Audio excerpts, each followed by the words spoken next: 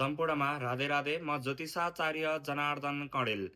मिति 2082 साल मुक्सिरको 21 गते आइतबारको राशिफल लिएर आएका छौँ। सर्वप्रथम मेष राशि। मेष राशिका लागि भने आजको दिन एकदमै शुभ दिन देखिन्छ। हजुरले गर्न आँटेको कार्यक्षेत्र कर्मक्षेत्रमा उच्च सफलताका योगहरू आजको दिन बनिरहेको छ भने यात्रामा भने केही दुर्घटनाका योगहरू बनिरहेको छ। यात्रा गर्दा एकदमै सावधानी अपनाएर यात्रा गर्नुहोला। त्यसैगरी वृष राशिको कुरा गर्नेछौँ। वृष राशिका लागि भने आजको दिन खासै राम्रो समय रहेको छैन।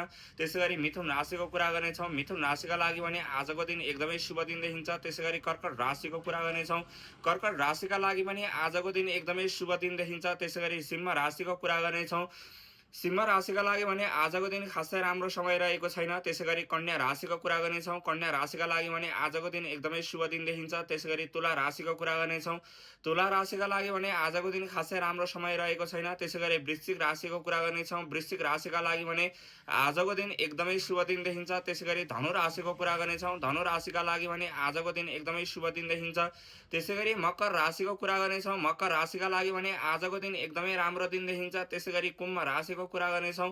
कुम्भ राशिका लागि भने आजको दिन खासै राम्रो समय रहेको छैन। त्यसैगरी मीन राशिको कुरा गर्नेछौँ। मीन राशिका लागि भने आजको दिन खासै राम्रो समय रहेको छैन। आजको राशिफल हजुरहरूलाई के कस्तो लाग्छ प्रतिक्रिया दिनुहोला र विशेष गरी मेरो युट्युब च्यानललाई सब्स्क्राइब गर्नुभएको छैन भने सब्स्क्राइब गरेर लाइक कमेन्ट अवश्यमेव गर्नुहोला।